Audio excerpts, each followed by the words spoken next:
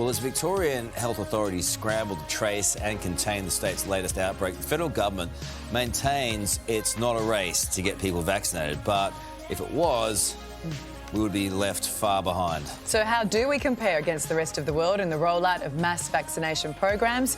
Laura Vella investigates. It's almost 6 months since 90-year-old Margaret Keenan became the first patient to receive the Pfizer vaccine.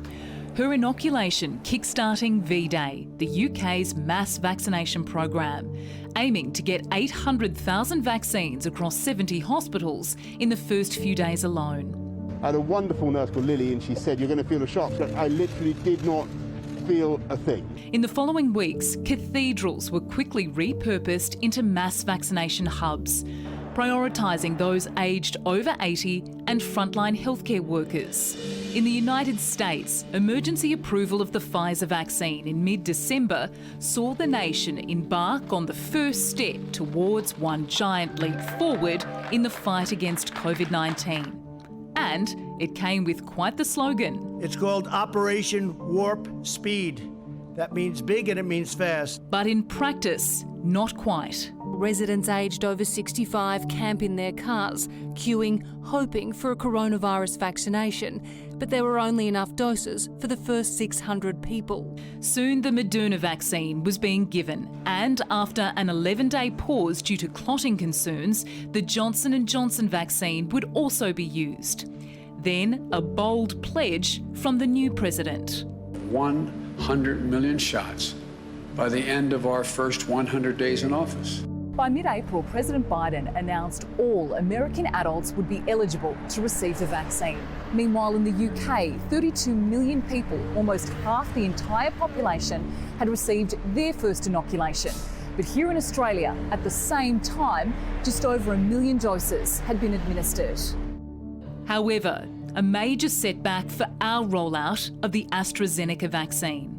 Those countries suspending the use of the vaccine include Germany, France, Italy, the Netherlands, Spain, Portugal. They join Ireland, Iceland, Denmark, Norway and Slovakia. The UK has not joined them.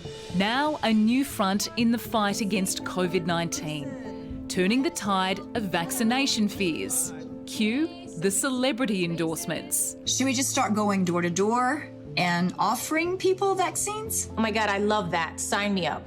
And you might recognise these two patients. Hello, my name is Michael Caine. I've just had a vaccine for COVID. It didn't hurt. Not many people know that. So this is the bit where you're going to have the vaccine now, Elton. So right. Just kind of pretend that you're having the vaccine from a nurse. Oh! What was that, Elton? That was me acting.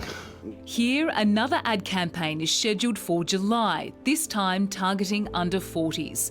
But overseas, the messaging to get the jab is loud and clear.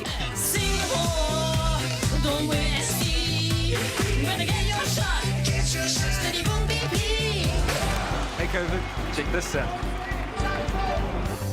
We're getting immunity. And as the vaccine rollout blame game continues... If we had the Commonwealth's vaccine program effectively rolled out, we may well not be here today. Perhaps more than ever, what we all need right now is a dose of common sense. By now, it's a small country. I suspect most people should have been vaccinated. And if not, it should be the #1 priority of government. Nothing else matters more, to be honest. Certainly learning that right now, aren't we? Yeah.